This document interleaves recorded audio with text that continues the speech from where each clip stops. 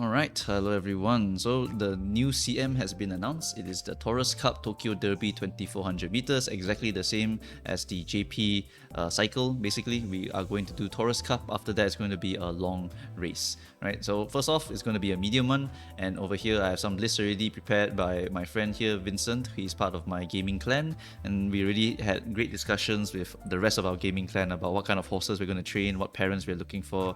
Can I get you to train this parent for me, and blah blah blah. It's good to have a circle of people who you can just coordinate stuff like this with, because it makes your life a lot easier. Because one parent is done, then you just build the other parent for your character, right? So anyway, we are basically going to be talking about all of the little itty-bitty details that you need to know, to understand how to win the game. In my previous videos, if you've already seen some of them, you basically have all of the core knowledge required, to understand how to win the game. The name of Champions Meets is Stamina and Acceleration, because we need stamina to clear the medium race, we need acceleration to activate at the right timings to give us a big boost to our win condition, and we also want to maybe bring a nice nature who will just destroy all of our enemies for us. Right, before we begin, we're going to go with the nice nature trivia first, because today's all going to be about nice nature. Nice nature, nice nature, nice nature. Right, starting off at Native Dancer, we will get Nice Dancer into Nice Nature herself. Nice Nature is known as number 3, Mr. Number 3, or basically the Bronze Collector. In Musume, you can actually get the medal Bronze Collector. All you need to do is you need to get 3rd place in 3 G1s, and then you can get this bronze medal, right, for the Nice Nature.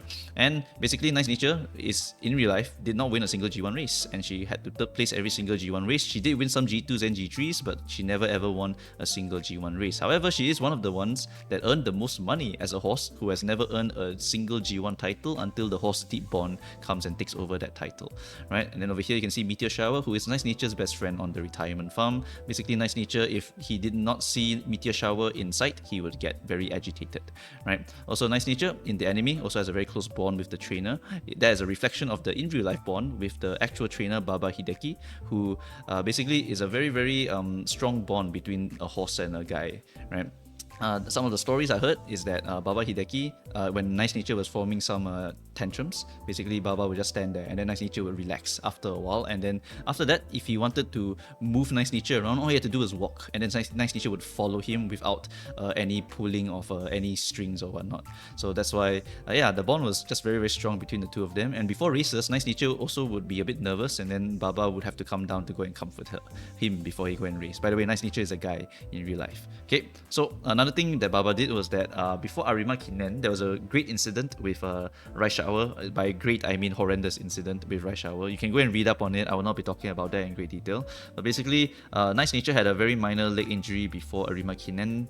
It was still raceable, but it was still an injury, and Baba begged or asked, I guess, not to race Nice Nature on the Arima Kin, and asked the owner not to. And then the owner said something like, since you who knows Nice Nature the best, Baba tells me not to race her in Arima Kinen, I will not race her in Arima Kinen. And so that's what happened with Nice Nature. And unfortunately, Baba would be the first to pass away due to a car accident. I think he died at 40 something years old. Nice Nature will live all the way up to 35 years old. Very old for a horse. I think it's the 4th oldest horse in Japan from what I can remember. And basically, Nice Nature passed away peacefully on the pasture, and hopefully reunites with the Baba in wherever they are, So yeah, that's it for Nice Nature lore over there. Very, very sad ending over there. But on the other hand, I will talk about the great stuff that Nice Nature did after retirement actually. While she did very, very okay in her career, like she won some G2s and G3s, the 2nd and 3rd places quite a bit, and a lot of other positions here. Total earnings is going to still be 4,174,000 USD. I'm using current exchange, by the way, because I'm lazy. And also, after she retired, she was basically the main horse for the poster horse for donation drives to support retired horses. And basically here you can see the years and how much was amount targeted and how much was actually obtained that year. It got better on 2018 and then better on 2019, and every time it got better, they basically tried to push the targets a little bit further. And then what happened on 2021 was that Musume Pretty Derby released, and everything was Jover for this Nice Nature event, because everyone was now donating a crap ton of yen into this fund, and then they basically tripled the amount in 2022, and then it got even bigger somehow, and then they increased it by basically 7 million more, and it got even bigger by 20, and then after that Nice Nature unfortunately would pass away around here. So this is called the Memorial Drive, and then they got quite a bit of amount of money over there. Yeah, as you can see there, Nice Nature raised a lot of money after her passing as well. So yeah, really awesome horse. Also in the anime, really cute character who laughs at Symboli Rudolph's really bad puns, and Symboli Rudolph also likes to say those puns to Agroof. So that's the in-game lore stuff, right? Really cute personality added to Uma Musume. Okay, so that's pretty much going to be Nice Nature over here. That's all of the trivia. Let's move on to the actual stuff for today. Right, so what are we going to be looking at here? It's going to be a lot of numbers. But before we begin all of this stuff over here, let's look at the statistics first. A lot of you are most likely going to be around here. Right? Maybe some of you are knowers, like you know a little bit of the knowledge. You know, like, oh, I need to do this for my parent. I need to get this spark. I need to get this spark. I can do this to get this spark. But then some of you might be like me, really sweaty people. Form a literal circle of sweat lords who understand everything about Uma Musume, and then we just talk about, oh, this is meta, this is meta, this is meta. Oh, and then I can make my waifu meta by doing this, and so on and so forth. Right? So there's quite a few people here. There's a few people here, and there's a humongous amount of people just enjoying. These numbers are just bullshit numbers, by the way. I do not have any data for this. I just anyhow put the numbers.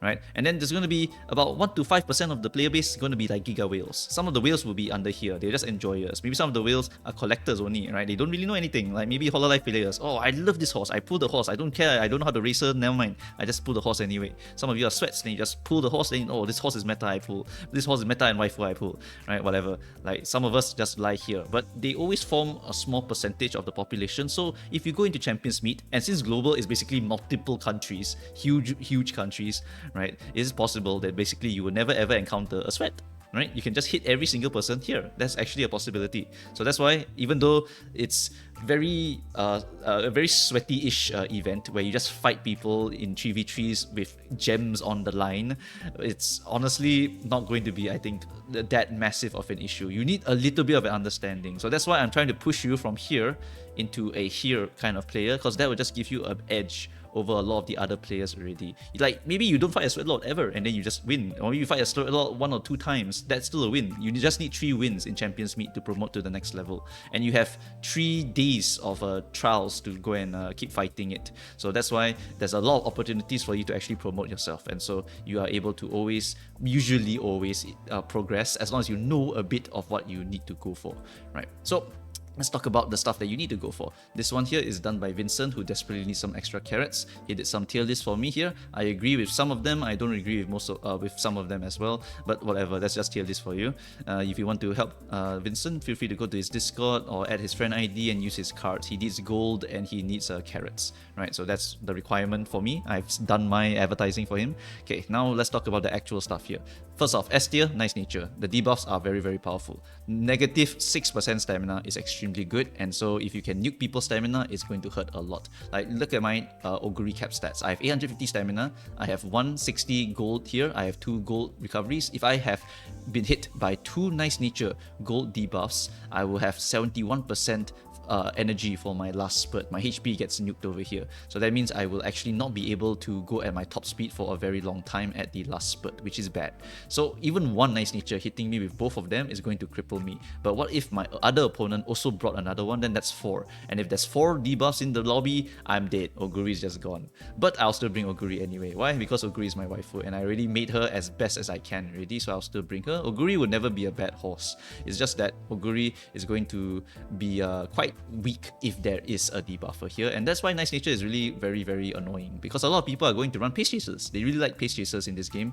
The first one is going to be very predominantly pace chasers, and so Nice Nature can actually debuff this position very hardcore. So that's why Nice Nature is very powerful for most fights against pace chasers. However, the one class that actually avoids this debuff can actually be Ghost Ship or your Symboli or your Mayano in the end closer position. Because if you run them in the end closer position, they dodge all seeing gaze, because you have to look at the target to debuff them. So since they're behind Nice Nature, they dodge 1 debuff, and so they will have better stamina reserves for the final spurt. So if there is a Nice Nature, then the Ghost Ships will be able to actually go and dominate. The Symbolis will actually go and dominate. These two are notable because they are just strong end closers. They are able to have a speed ultimate to try Haruhara and win the game. And Siboldi even has a debuff, and her unique is also very generic. All you need to do is cross 3 people. Once you cross 3 people, you are just basically speeding to the end already. And then she also has Dominator to nerf everyone's speed, so you're able to win better or enable the rest of your team to win better. So it's a very usable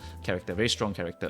Then you also have Grass Wonder Agnes. Agnes, shit ton of recoveries. Very, very good horse because you're able to tank a lot of stamina requirements, and you can actually focus a little bit more on the wits because you can buy the gold recovery, and you can also buy Super Creek's gold recovery. So you can actually focus a bit more on the wits, but you still need to get a lot of stam to actually survive a nice nature debuff. But she's the most comfortable to survive it. Right. After that, we also have a debuff on her. Right. That's a good debuff to get. And then Grass Wonder, also another debuffer. Also, I think they all have Dominator. Yeah, all Dominators. Right. And Grass Wonder also a pretty okay side carry, like a carry that has the debuff but able to win, a bit like Rudolph. Right. She can still win. On your left is still a very good acceleration skill, and so she's a very, very good horse. Debuffs are always going to be very, very good in any of these champions meets. Right. For the B rank over here, basically these are all the horses with either an innate gold recovery, a good unique that basically always gives value, or a unique that is so powerful but maybe a little bit of RNG required, or maybe a lot of RNG required, but it's so powerful that you just win the game if it pops, right? So that's the requirement to be in this B tier over here, except for this Haruhara, which I do not agree with for Vincent. Vincent does a lot of room testing. So what he basically found was that if Haruhara was in the front runner position, she would force everyone to pace down, and because this CM is very likely people are only running pace chasers and end closers and late surgers, there's no front runner, which means that if Haruhara is in the front and paces everyone down, everyone will be able to actually just win if they pop a lot of speed skills, right? So that's the logic for this one. But I don't agree. I don't think anyone, you're gonna be seeing a lot of this. I think people are just going to follow their hearts and just build their favorite waifu. So this is something that I doubt we'll actually see play, and so he rates Urara based on that situation. But I mean, yeah, it's possible that you may see 1 or 2 of them. It is possible, just cause, you know, there might be some sweats who want to target these rooms and thus go and do something like this. But really, I would not rely on this. I would not rely on this. Okay, this is just very, very low chance of actually happening. But hey, Haruhara is here because if she does appear as a sacrificial frontrunner and the whole lobby is just a bunch of pace chasers, late surges, and end closers, then whoever pops the most speed kills just wins. Right? That's it. That's how that's what happens when Haruhara is the front runner.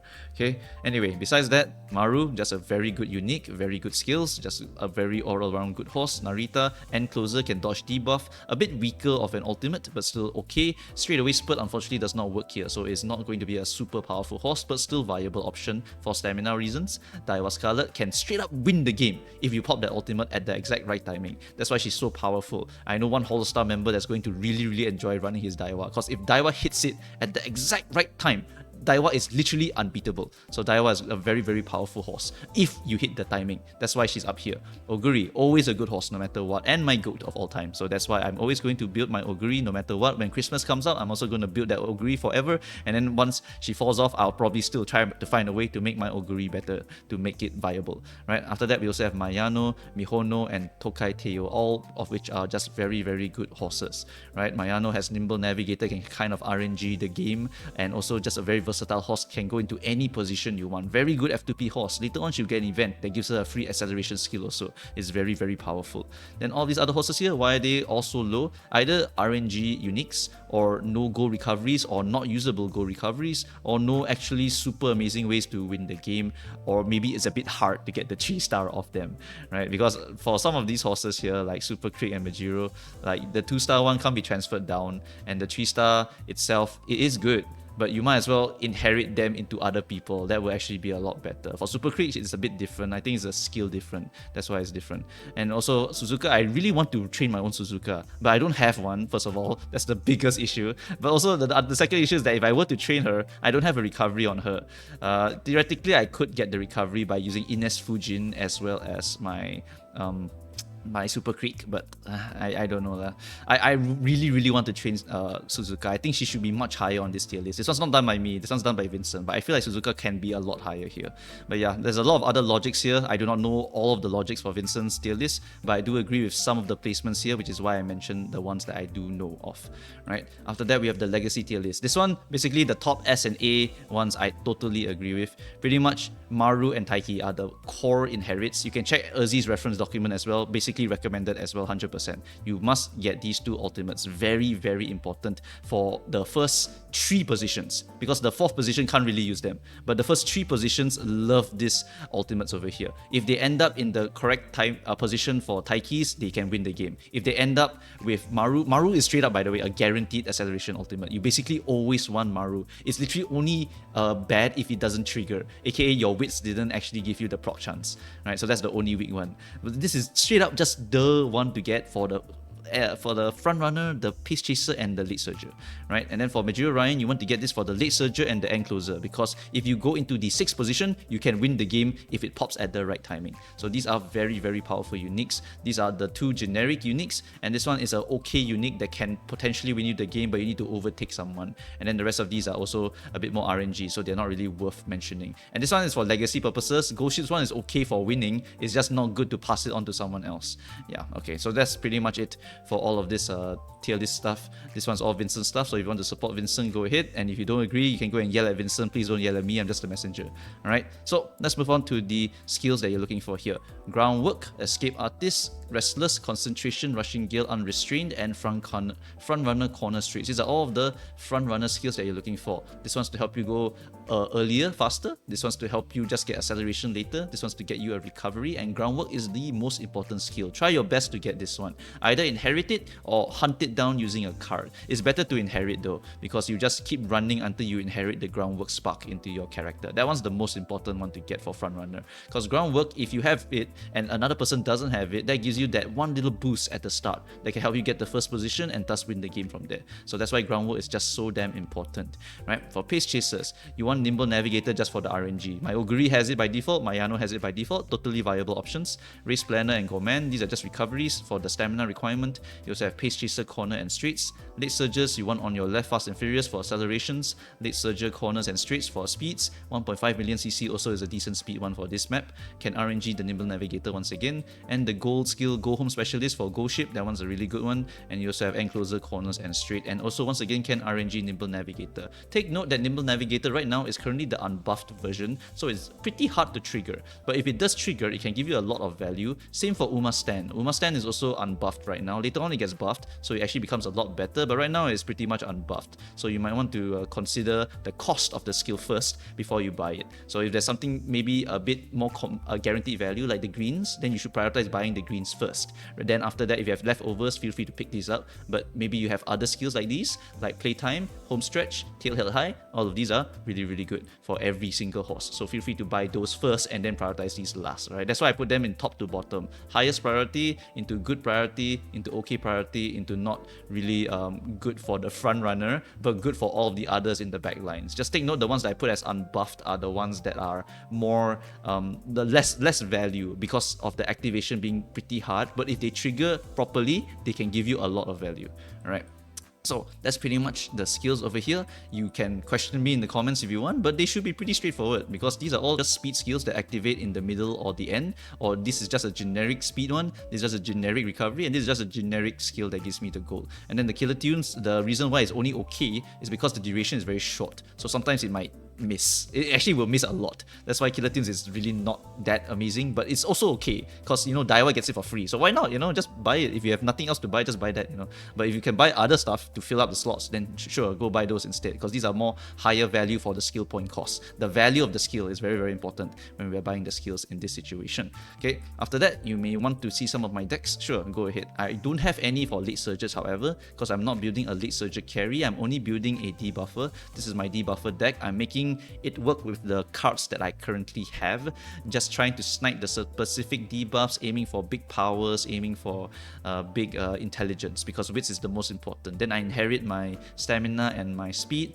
For my front runner, I just go for any single speed card. This one's for parent, by the way. For the actual front runner, I have to use actual cards, so I can't use the Suzuka. But for front runners, basically you're just sniping specific skills and trying to clear Ura also, because when you get Ura as a spark, you can pass it down. It gives you legit raw speed, so it's a very, very valuable spark to pass down to your children. So that's something to also go and consider. Make sure you have a deck that can help the parent to clear. If you can't clear, then, well, you know, improve your cards, sacrifice some skills. You are hunting skills, but you also need to go and buff you also need to go and win the race, because you want to get the Ura spark, right? After that, we have Pace Chaser parent deck. This one is the basically hunting down for Pace Chaser corners, Pace Chaser stuff, Gorman, Moxie, left-handed from Suzuka, and so on and so forth. Like, you can just go and look it up yourself, right? All of these cards, basically, they all have some sort of skill that is valuable for that specific position, right? I put Agnes in basically all of them just because I want to find the medium corner and medium straight on the parent, because I want to just pass it down 100%,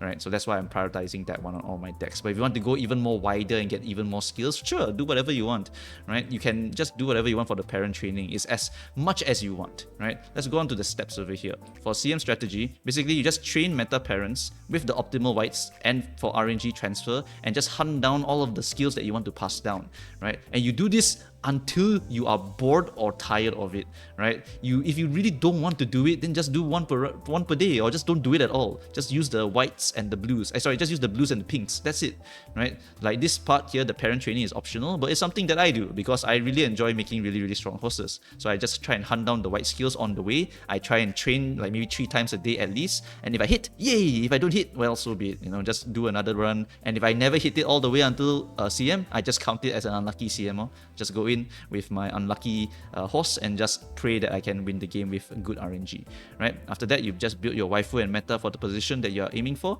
and then you just build your nice nature to debuff them all, because odds are, if you debuff someone and they don't have the stamina requirements, or they build a Team Trials parent for this kind of challenge, then you are able to actually just debuff them and win the game. And my strategy personally, I'm going to focus on Daiwa front, Oguri pace, and nice nature debuff. But I'm trying to replace Daiwa currently with Ghost Ship. Daiwa is just a cheaper option because you need to level her up 2 times for front runner position. If you want to use a Pace Chaser, you need to level her up 5 times, so that's more expensive. And then for Ghost Ship, I need to level her up 5 times because I need the this gold skill here, the Go Home Specialist. That's why I'm going to try to invest in Ghost Ship with the gold that I'm getting right now. But if I can't, then so be it lah. For the Ghost Ship, I'll just run the Daiwa front because she still has a chance to win. Okay. So that's pretty much going to be the stuff. Let's talk about the rewards. Will this turn you into a monster or not after you see it? Yeah, for the JP rewards, right, in the open stage, you can get 3,000 gems for the victory, and also all of these other rewards. Graded is going to be the limited version. I did not talk about the limited at all, by the way. Limited is a totally different ball game. You need to work within a certain score limit, so you can only go up to like maybe A or B. I can't remember the grade, but you just go to a certain level of a horse, and then you go in and you pray that, actually wait, did I stop this? Oh, sorry, I swapped this. This is actually graded, this is open, my bad. Okay, so graded is the open one, where you can actually use any power level of horse. And this one is open as in you can go in with a B rank horse or something like that. I'm pretty sure I got it wrong. Yeah, it's actually graded here and then open here. And then this one is graded. Whoops. Yeah, so anyway, the rewards for the big leagues, the ones where you're going to sweat your ass off and fight all those other Giga Whale horses, it's going to be in this graded position over here. For the open one, you'll be fighting basically people who cap their score, or they just target a certain score and then they use maybe weaker cards to try and hit it, right? This is going to be the open league. You basically need to budget yourself in the open league, and you can get 1,500 gems, which is half of this, but this first place is better than the third place of this one. So if you know you cannot compete at all, you should go for the open one and try to win there. And if you don't want to do that, then just go to the graded one and pray you get second place or higher, because I believe if you get second place or higher, you should get more gems than the first place of the open over here, right? So yeah, this is the one I'll be going in because I have some very good cards and I have good knowledge, so I believe that I can have a good chance to try and win this one over here. Take note that there is a this is a buffed rewards and this is the pre-buff rewards. So the graded pre-buff rewards is going to be 2500 gems over here. Alright, so hopefully that clarifies things. And now the final choice. What kind of trainer will you be? My friend Senoway actually did this meme for me because yep, I am definitely going to be bringing my debuffer Nice Nature over here. So are you an honorable trainer, someone who does not bring a single debuff and just wants to raise their waifus? Are you a waifu enjoyer, someone like that? Or are you someone who has ever raced with the gems on the line? Because 2500 or 3000 gems is a lot of gems, and I really want those gems because I really want to pull a lot of my waifus later on. So it's just up to you. Do you want to raise your waifu? Do you want to force one waifu all the time and then just run the rest as like super meta horses?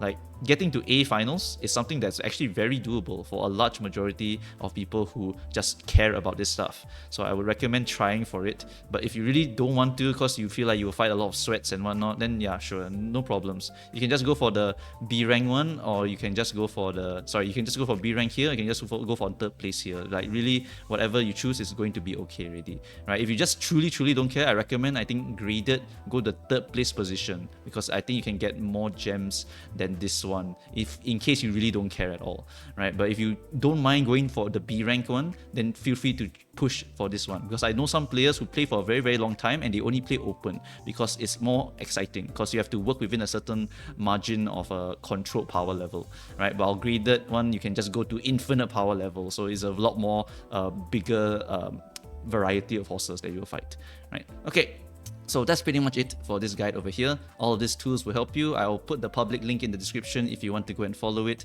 And yeah, if you want to support Vincent, go ahead and support Vincent. Otherwise, if you think he's shit, just go and yell at him, alright? That one's not my problem. That one's just the Vincent tier list. But okay, yeah.